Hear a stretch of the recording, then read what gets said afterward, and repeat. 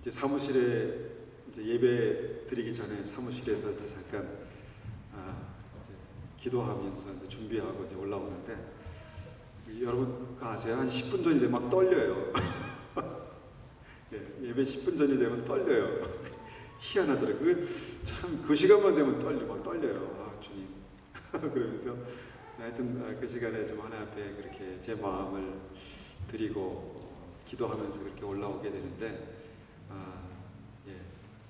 하나님 앞에 예배 드릴 때마다 우리 안에 정말 그런 기대, 또 떨림, 그런 사랑, 그런 것들이 날마다 제 안에 있기를 원하고, 또 우리 예배에 함께 드리시는 분들 안에 날마다 그렇게 있기를 바랍니다. 우리 함께 오늘 주신 말씀 함께 읽어보겠습니다. 오늘 말씀의 제목은 나는 사랑하는 사람입니까? 나는 사랑하는 사람입니까? 누가복음 10장 25절에서 37절까지 말씀을 한번 찾아서 읽어보겠습니다. 누가복음 10장 25절에서 37절까지 말씀, 우리 천천히 제가 받들어 읽겠습니다. 어떤 율법학자가 일어나 예수님을 시험하려고 말했습니다. 선생님, 제가 무엇을 하여야 영생을 얻을 수 있습니까? 예수님께서 그에게 물으셨습니다. 율법에 무엇이라고 기록되어 있느냐? 너는 어떻게 읽었느냐? 율법학자가 대답하였습니다. 내 모든 마음과 모든 목숨과 모든 힘과 모든 뜻을 다해 주 내 하나님을 사랑하라고 하였고, 또한 내 이웃을 내 몸같이 사랑하라고 하였습니다. 예수님께서 그에게 말씀하셨습니다. 내 대답이 옳다. 이것을 행하여라. 그러면 살 것이다. 이 사람이 자기를 옳게 보이고 싶어서 예수님께 말했습니다. 그러면 누가 제 이웃입니까? 예수님께서 대답하셨습니다. 어떤 사람이 예루살렘에서 여리고로 내려가고 있었다. 그런데 도중에 강도를 만났다. 강도들은 이 사람의 옷을 벗기고 때려서 거의 죽은 채로 내버려 두고 갔다. 마침 한 제사장이 그 길을 내려가다가 그 사람을 보고는 길 반대편으로 피해서 지나갔다. 어떤 레위인도 그곳에 와서 그 사람을 보고 길 반대편으로 피해 지나갔다. 이번에는 어떤 사마리아 사람이 그 길을 여행하다가 그가 있는 곳에 이르렀다. 사마리아 사람이 그를 보고 불쌍히 여겼다.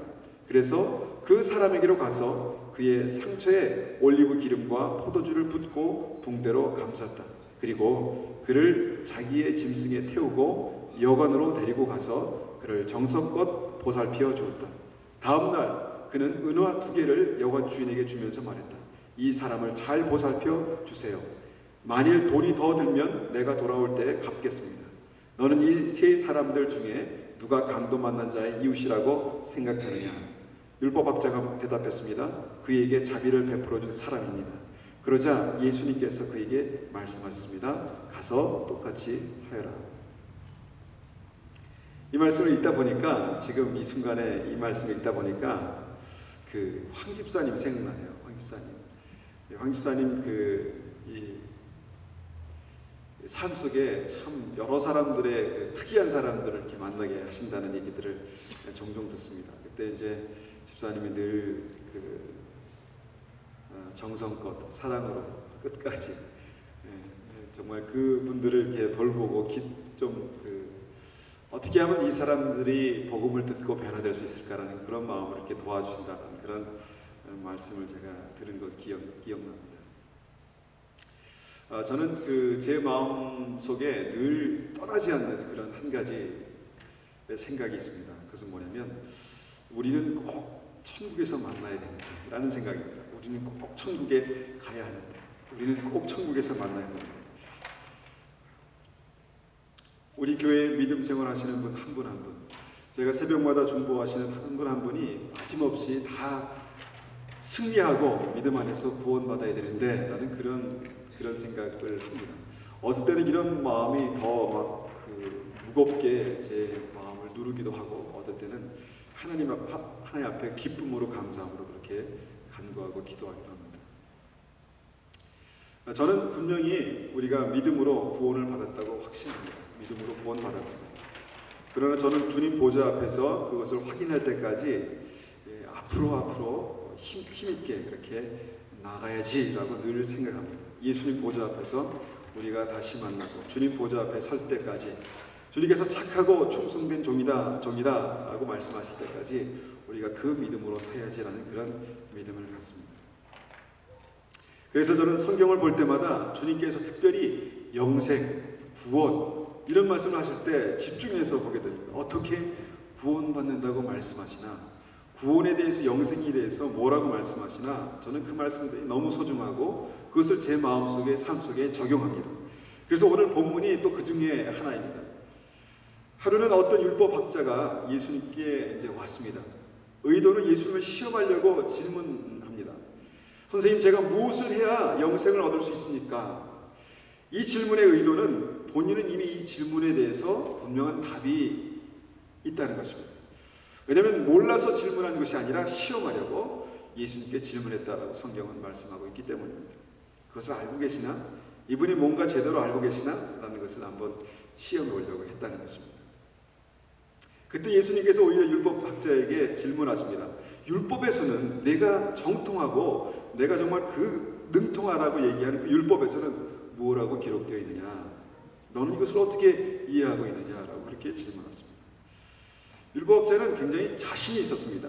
자신 있게 대답합니다. 27절에 내 모든 마음과 모든 목숨과 모든 힘과 모든 뜻을 다해 주 내 하나님을 사랑하라고 하셨고 또한 내 이웃을 내 몸과 같이 사랑하라고 하였습니다. 라고 그렇게 대답합니다. 주님께서 이 율법학자의 대답에 만족해 하셨습니다. 내 대답이 옳다. 내 대답이 옳다. 내가 구원의 진리를 간파하고 있구나. 정확한 핵심을 네가 알고 있구나. 라고 이렇게 대답하셨습니다. 그런데 이 말씀에서 우리가 놓치지 말아야 할 부분이 있더라고요. 그것이 뭐냐면 진리를 알고 있는 것, 진리를 아는 것, 진리를 확신하는 것 너무도 중요한데 그러나 그것이 영생을 얻게 하지 못한다는 그 여운이 이 말씀에 새겨져 있습니다. 진리를 확신하는 것은 구원의 반쪽인 것을 우리가 이 말씀을 통해서 확인한다는 것입니다. 아직 완성된 것이 아니다라는 것입니다. 그러면 나머지 반쪽이 무엇인가 해보니까 이 진리를 살아라. 그러면 진짜 믿는 것이다. 그러면 살 것이다. 그러면 살 것이다. 이 진리를 살아라. 그러면 살 것이다. 그렇게 말씀하셨다는 것입니다. 진리를 알고 있는데 이것을 살아라. 그렇게 살아라. 그러면 살 것이다. 그렇게 말씀한다는 것입니다. 우리가 사복음서, 또 로마서, 빌립보서, 야고보서를 우리가 통틀어서 복음이 무엇인가, 믿음이 무엇인가를 우리가 볼 때 그 믿음의 핵심은 이 한 절에 완전하게 요약되어 있다. 그렇게 믿습니다. 전심으로 하나님을 사랑하고 이웃을 사랑하는 것이 구원받는 믿음의 핵심이다. 모든 율법과 선지자의 강령이다. 핵심이다. 이렇게 주님 말씀하셨습니다. 그리고 그 믿음으로 사랑하는 것이 영생을 얻는 믿음의 완성이다. 라고 그렇게 말씀하셨다는 것입니다. 이 놀라운 진리를 율법학자가 정확하게 간파하고 있었습니다. 그래서 이 율법학자가 정확하게 알기 때문에 구원받았는가라고 한번 말씀을 통해서 한번 확인해 보니까 구원받지 못한 증거들이 여기 있습니다. 성경은 먼저 이 사람이 율법학자가 예수님을 시험하려고 질문했다 이렇게 말씀합니다. 본인은 완전하게 알고 있고 진리 가운데 무엇인가를 확신하고 있었지만 예수님을 시험하려고 이 질문을 했다라고 성경은 그렇게 기록하고 있습니다. 그것은 다른 말로 뭐냐면 이 질문을 한 이 사람에 대해서 성경이 완전하게 인정하지 못하고 있다는 것입니다. 두 번째로 그 구원받는 핵심 진리를 아는 율법학자에게 이것을 행하라 그렇게 말씀하셨습니다. 이것을 행하라. 네가 정확히 알고 있구나. 그러면 그 정확히 알고 있는 것을 행하라. 그러면 살 것이다. 미래형으로 말씀하고 있습니다. 네가 알고 있구나 정확히. 그러면 행하라. 그러면 살 것이다. 라고 미래형으로 말씀하고 있다는 것입니다. 그러니까 아직 그 영생이 이 사람 안에 온전히 이루어지지 못한 상태입니다. 이 율법학자는 구원의 핵심을 관통하고 그것을 분명히 알고 있으면서도 어떤 면에서 성경은 이의 구원이 아직 완성되지 못하고 아직 불완전한 상태에 있다라고 이렇게 말씀하고 있다는 것입니다. 그 이유가 우리가 방금 읽은 대로 그 진리대로 이 사람이 살지 못하고 있기 때문이다, 그렇게 말씀하신다는 것입니다. 그런데 우리가 이 말씀을 통해서 또 한 가지 확인해 보는 것은, 주님은 그냥 사랑하라 이렇게 말씀하시면 되는데 이것이 핵심이다. 하나님을 사랑하고 이웃을 사랑하라. 사랑하는 거 얼마나 쉽습니까? 사랑하라고 그렇게 말씀하면 되는데 모든 마음을 다하고 목숨을 다하고 힘을 다해서 모든 뜻을 다해서 사랑하라, 그렇게 말씀하고 있다는 것입니다. 이게 무슨 의미일까 한번 생각해 봅니다. 무슨 의미인가? 우리가 알고 있지만, 내가 알고 있지만 그렇게 살기는 쉽지 않다. 때로는 모든 마음을 다하지 않으면, 때로는 내 목숨을 걸지 않으면, 때로는 나의 모든 힘을 다하지 않으면 사랑하는 것은 결코 쉽지 않다라는 말씀입니다. 때로는 내가 그렇게 사랑하기 위해서 젖먹던 힘까지 다 짜내야 그렇게 사랑해야 사랑할 수 있는 것이 사랑이다라고 그렇게 말씀하시는 것입니다. 우리는 하나님을 사랑하고 이웃을 사랑하는 것이 중요하다는 사실을 다 잘 알고 있습니다. 근데 왜 이것이 어려울까?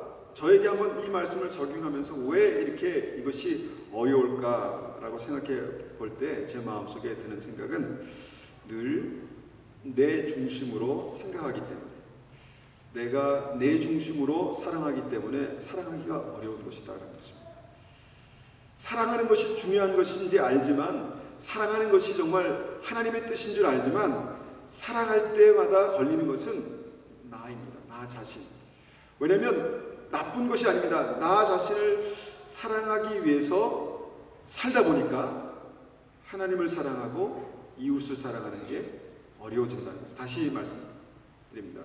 나 자신이 너무 귀하고 존귀하고 나 자신이 너무 정말 하나님 앞에 중요하기 때문에 나 자신을 사랑하기 위해서 살다 보니까 다른 사람을 사랑하기가 힘들어진다는 것입니다. 나의 사랑이 충분히 채워진 다음에 사랑해도 늦지 않는다고 생각합니다.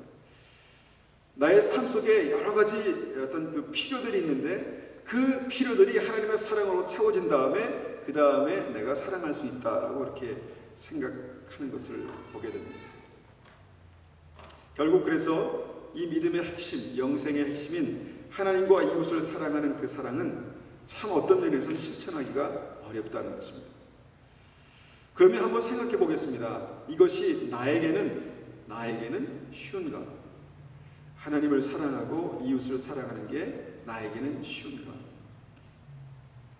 한번 어떻게 어려운가 여러 가지 생각을 해봤는데 그 중에 딱 생각나는 것이 한 가지 있었습니다. 그래서 뭐냐면 내가 늘 부족합니다. 그렇지 않습니까? 우리 삶을 살다 보면 물질도 부족하고요, 시간도 부족하고, 힘도 부족하고, 건강도 부족하고, 늘 부족한 것 투성입니다. 나는 참 풍족하다. 나는 참 모든 것을 다 가지고 있다라고 고백하는 사람은 많지 않습니다. 늘 부족합니다. 그래서 더군다나 내가 조금 채워지면, 조금 여유가 생기면 사랑해야지. 여유가 생기면, 이 힘든 고비만 넘기면 사랑해야지. 지금 나도 죽을 것 같은데, 나도 힘들어서 너무 힘든데 내 마음이야 사랑하고 싶지만 조금만 여유가 생기면 사랑해야지. 그렇게 우리가 이 사랑하는 것을 미루다 보니까 사랑하기가 힘들다는 것입니다. 아마 그래서 주님은 네가 이 사랑을 온전히 이루기 원하느냐? 그러면 생명을 걸고 사랑하라. 온 힘을 다해서, 마음을 다해서 그렇게 사랑하라고 그렇게 말씀하신 것입니다. 그런데 오늘 본문을 보면은 이 율법사는 뭔가 자신의 삶에 대해서 믿는 구석이 있었던 것 같습니다. 자신감이 있었습니다. 왜냐하면 29절에 그러면 누가 제 이웃입니까? 라고 그렇게 질문합니다. 근데 그 질문하는 게 그러면 그것이 하나님의 뜻이면, 영생을 얻는 하나님의 뜻이면 내가 누구를 어떻게 사랑해야 되죠? 라고 주님께 그렇게 물어본 것이 아니라, 성경을 보니까 이 사람이 자기를 옳게 보이고 싶어서 이 질문을 했다라고 그렇게 말합니다. 자기를 옳게 보이고 싶어서, 그러면 누가 제 이웃입니까? 누가 제가 사랑해야 될 사람입니까? 그렇게 질문했다는 것입니다. 그런데 이 사람의 중심에는 도대체 제 이웃은 또 누가 있습니까? 전 그래도 사랑한다고 살았는데 또 내가 사랑할 사람이 더 있습니까? 내가 한다고 했는데 이보다 더 사랑해야 합니까? 라는 그런 마음이 그 마음 중심에 있었던 것입니다.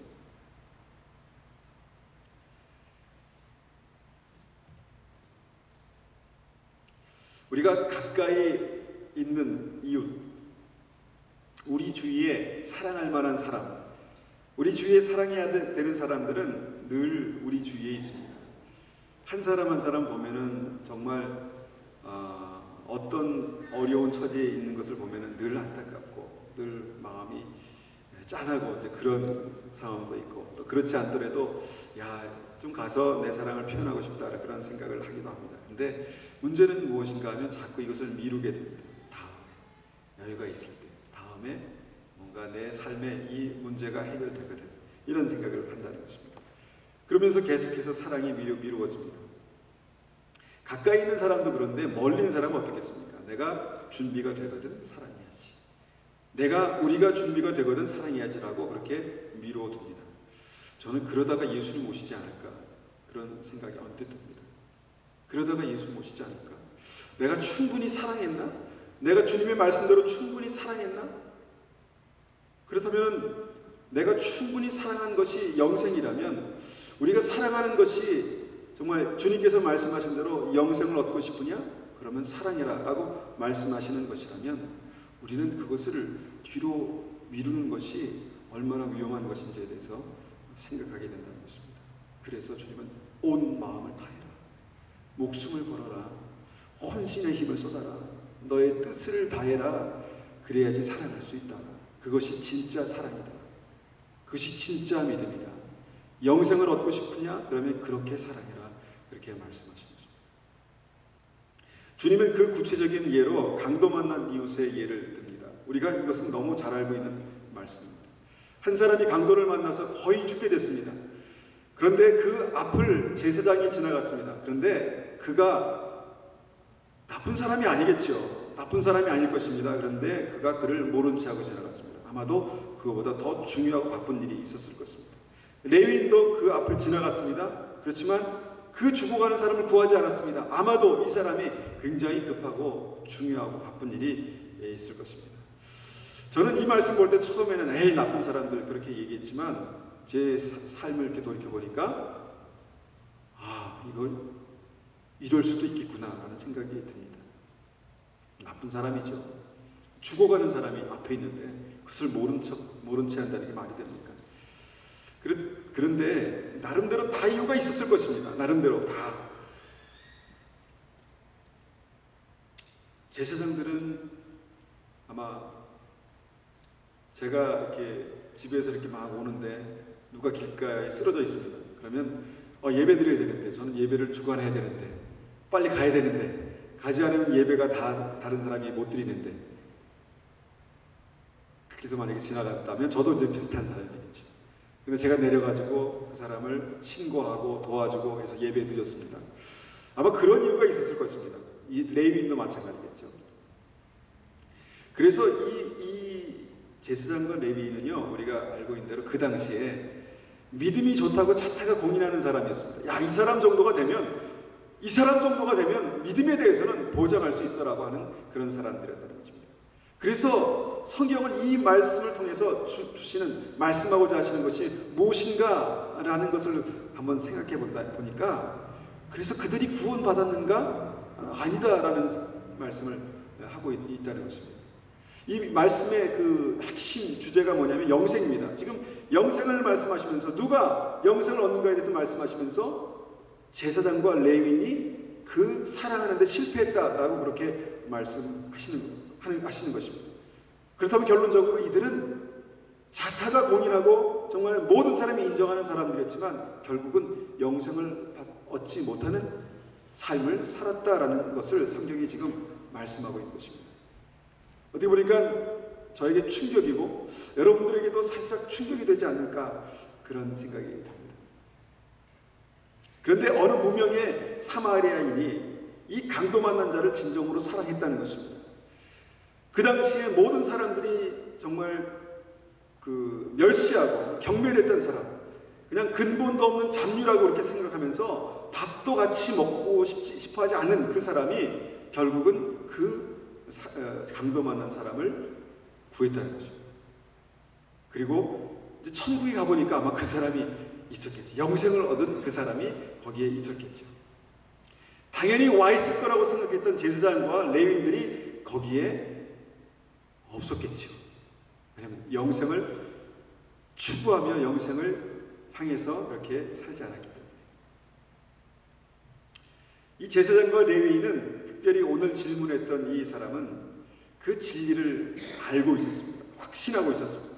그것을 가르치는 사람이었습니다. 그런데 문제는 그것을 살아가는데 실패했던 사람이라는 것입니다. 모든 사람이 다 그렇지는 않겠지만 주님께서 말씀하신 핵심은 뭐냐면 너희가 그것을 아느냐? 그러면 살아라. 그러면 영생을 얻을 것이다. 라는 것이 이 말씀의 핵심인 것입니다. 우리가 사랑하는 것이 주의 뜻이고 사랑하는 것이 하나님의 뜻인 것을 우리가 분명히 알지만 그것을 살지 못하면 그러면 나는 이 영생에 대해서 너에게 확실히 보장할 수 없다라고 그렇게 말씀하신 것이 오늘 본문이라는 것입니다. 예수님께서 마지막으로 물으십니다. 이 강도 만난 자의 이웃이 누구냐? 누가 강도 만난 자의 이웃이냐? 이 상황에서 우리는 분명하게 대답할 수 있습니다. 사마리아 사람이 강도 만난 자의 이웃입니다. 그러니까 예수님께서 말씀하십니다. 가서 똑같이 하라. 여러분, 이것이 영생에 대한 예수님의 해답입니다. 한마디 정확한 한마디가 해답입니다. 가서 똑같이 하라. 여러분, 우리가 믿음에 대해서 믿음으로 구원받는 것에 대해서 많은 그런 말씀이 있습니다. 근데 그 핵심은 주님을 사랑하는 것, 그 핵심은 서로 사랑하는 것입니다. 그것이 어떻게 보면 십계명의 주제입니다. 구약과 신약의 모든 말씀의 주제입니다. 어떻게 사랑하는가에 대한 말씀이 자세히 나와 있을 뿐이지 우리의 목적은 한 가지입니다. 내가 어떻게 하면 하나님을 사랑하고 어떻게 하면 우리 이웃을 사랑하는가. 그리고 주님께서는 가서 똑같이 너희가 어떻게 사랑하는지 모르느냐? 그러면 내가 예를 들어줄 테니까 이런 상황에서 네가 아무리 바쁘고 힘들더라도 가서 똑같이 그 사람을 살려라 라고 말씀하는 것입니다. 그래서 진짜 믿음, 우리가 진짜 교회, 이것이 이제 올해 표인데 진짜 믿음은 하나님과 이웃을 목숨 다해 사랑하는 것이다. 그렇게 우리가 말할 수 있습니다. 가서 똑같이 할 수 있으면 너의 믿음은 진짜이다. 가서 똑같이 할 수 있으면 그 믿음으로 너는 영생을 얻는다. 이것입니다. 여러분, 이 말씀은 예수님께서 말씀하신 영생을 얻는 진리의 핵심입니다. 그렇지만 그것을 우리가 알고 있지만 살기는 쉽지 않습니다. 그렇지만 살지 않으면 완성되지 않는 것이 이 믿음입니다. 사랑해야지, 사랑하며 사는 게 옳지. 그렇지만 사랑하며 사는 사람은 많지 않다는 것입니다. 그러면 예수님께서 말씀하신 그 강도 만난 자의 이웃은 나에게 누구입니까? 먼저 강도 만나 죽어가는 나의 이웃을 우리가 한번 정의해 본다면 내가 바쁘게 사느라 도저히 여유가 없을 때 지금 당장 나의 도움이 절실하게 필요로 하는 그 사람이 강도 만난 사람입니다. 내가 지금 중요하고 바쁜 일을 잠시 보류해야만 내가 이것을 잠깐 덮어두고 가야만 생명을 건질 수 있는 그 사람이 바로 나의 강도 만난 이웃이다라는 것입니다. 할 일을 다 마친 다음에 내가 중요한 일을 다 끝난 다음에 가면 그는 벌써 죽어 있습니다. 우리에게 사랑할 수 있는 시간은 굉장히 짧습니다. 우리가 사랑함으로 그 생명을 살릴 수 있는 그 시간은 굉장히 짧습니다. 그래서 우리가 사랑하기 위해서는 우리가 마음을 다하고 생명을 다하고 뜻을 다하고 힘을 다해야지 그를 사랑할 수 있는 것입니다. 내가 지금 돕지 않아도 도울 사람 많은데 제가 가끔 이제 뉴스 보면서 중국에 그런 일이 있었다고 하더라고요. 중국에서 어떤 사람이 어떤 아이가 길거리에서 차에 팍 부딪혔습니다. 쓰러졌습니다. 근데 그것을 보고 청년이 달려가서 그 아이를 안고 누구든 좀 도와달라고 막 손짓하는데 1시간이 가도록 아무도 와서 돌보는 사람이 없었더라라는 말입니다. 저는 이것이 저의 삶이 될 수 있다고 저는 생각합니다. 제가 자칫 하나님의 중심을 알지 못하면 나도 그럴 수 있겠구나. 내가 지금 돕지 않아도, 내가 구태여 가지 않아도 사람들이 이렇게 많은데 내가 구태여 그렇게 하지 않아도 하나님께서 하시겠지. 여러분, 하나님은 나에게 지금 말씀하시고 계십니다. 주님은 그 강도 만난 자에게 또 다른 사마리아 사람을 보내실 거야. 여러분, 그렇게 하실 수도 있습니다. 그러나 우리가 이 말씀을 통해서 분명히 생각해야 될 것은 뭐냐면, 주님은 그 사마리아 사람을 통해서 나에게 영생을 주시기 원하신다는 것입니다. 그 강도 만난 자를 통해서 나에게 영생을 주시기 원하신다는 것입니다. 강도 만난 자가 사마리아 사람을 만나야지 살아나는 것도 맞지만, 지금 강도 만난 자를 통해서 주님 말씀하신 핵심은 나에게 영생을 주시기 원하신다는 것입니다. 그렇다면 우리가 주님 앞에서 하나님께서 우리에게 주시는 사랑할 사람, 하나님께서 우리에게 주신 사랑하라고 보내신 사람들 한 사람 한 사람은 우리가 영생을 온전하게 이룰 수 있는 기회입니다. 그런 취지에서 우리가 두 번째 강도 만난 사람이 누구인가, 강도 만난 나의 이웃은 누구인가 생각해 볼 때, 여러분, 지금 내가 복음을 전하지 않으면 다음 순간 어떻게 될지 모르는 그 사람이 바로 강도 만난 자입니다. 여러분, 사단은 우는 사자와 같이 삼킬 자를 찾는다고 말씀하셨습니다. 복음을 알지 못하면, 복음을 듣지 못하면 사단은 어떻게든지 그의 귀를 막고 마음을 막아서 복음을 듣지 못하고 지옥 가게 할 것입니다. 그런데 주님께서 어떤 사람을 나에게 보내셨습니다. 내가 지금 그에게 복음을 전할 수 있는 그런 중요한 기회가 주어졌습니다. 그렇다면 그 사람이 바로 우리에게 강도 만난 자입니다. 강도 만난 이웃입니다. 겉으로는 멀쩡해 보입니다. 그러나 나보다 어떻게 보면 더 좋아하고 잘 살고 있는 것 같습니다. 그러나 그는 지금 죽어가고 있습니다. 영원한 사망의 늪으로 그렇게 빠져들고 있다는 것입니다. 지금 내가 그에게 복음을 전하지 않으면 또 언젠가는 누가 그에게 복음을 전하겠지. 그럴 수도 있을 것입니다. 그렇지만 주님은 지금 나에게 그 영생을 온전케 할 수 있는 기회를 주고 계시는 것입니다. 여러분, 그를 외면한다고 해서 하나님께서 그를 버리시지는 않을 거라고 생각합니다. 여러분, 제사장이 그를 강도만 자를 외면했다고 해서 주님께서는 레위 사람이 외면했다고 해서 그 사람 버리지 않으셨습니다. 사마리아 사람 붙이셨습니다. 그렇지만 하나님의 중심은 뭐냐면, 그 기회를 통해서 우리가 우리의 영원한 생명을 온전하게 성취하는, 붙들으라는 것입니다. 우리에게는 모든 정말 수백 가지, 수만 가지 이유가 있습니다. 내가 복음을 전해야 되는 그 사람 앞에서 내가 복음을 전하지 않는 이유는 나는 복음을 한 번도 전해보지 못했습니다. 내지는 나는 사역자가 아니기 때문에. 나는 정말 내가 얘기한다고 이 사람이 변화되겠습니까? 그것은 어떻게 보면 하나님을 우리가 모르는 것입니다. 주님께서 우리에게 우리 입술을 통해서 전하는 복음을 통해서 그를 지금 살리실지 나중에 살리실지는 몰라도 분명히 그의 삶 속에서 그를 살리실 것이고, 또 한편 그것을 통해서 주님께서 나를 살리실 것이기 때문입니다. 복음은 무엇인가? 우리가 10분만 생각하고 정리해보면 우리가 전할 수 있는 것이 복음입니다. 못해서 못하는 것이 아니라 안 해서 못하는 것입니다. 복음은 단순하게 예수님이 누구신가, 예수님이 나에게 어떤 분이신가를 말하는 것입니다. 신학을 말하는 것이 아니라 성경을 다 창세기부터 계시록까지 설명해 있는 것이 아니라 예수님은 누구신가, 예수님은 나에게 어떤 분이신가를 말하는 것이 복음입니다. 오늘 이 말씀은 어떻게 보면 쉽게 지나갈 수 있는 말씀입니다. 그렇지만 우리가 다른 한편에서 영생을 얻는 그 방법이 무엇입니까? 라는 그 질문 앞에 설 때 이 말씀은 우리의 심령을 깊이 찌르는 그런 말씀입니다. 죽어가는 한 영혼을 보면서 모른 채 할 수 있느냐? 죽어가는 한 영혼을 보면서 우리가 외면하고 돌아설 수 있느냐? 그러면 우리의 영생에 대해서는, 나는 너의 영생에 대해서는 내가 보장할 수 없다 라고 말씀하실 수 있는 그런 말씀입니다. 그가 제사장이라도, 그가 레위인이라도, 그가 몇 대째 크리스찬이라 할지라도, 그가 50년 신앙의 생활했을지라도 죽어가는 이웃을 외면하는 사람은 사랑이 아닙니다. 죽어가는 이웃을 외면하는 믿음은 믿음이 아닌 것입니다. 그것은 영생으로 우리를 인도하는 방법이 절대로 아닙니다. 좁은 문 좁은 길도 물론 아닙니다. 사망으로 달려가는 길입니다. 그 길에서 우리가 바로 돌아설 수 있는 것이 믿음입니다. 살 수 있는 믿음입니다. 여러분, 생명을 살리는 믿음, 생명을 살리는 사랑은 결코 쉽지 않습니다.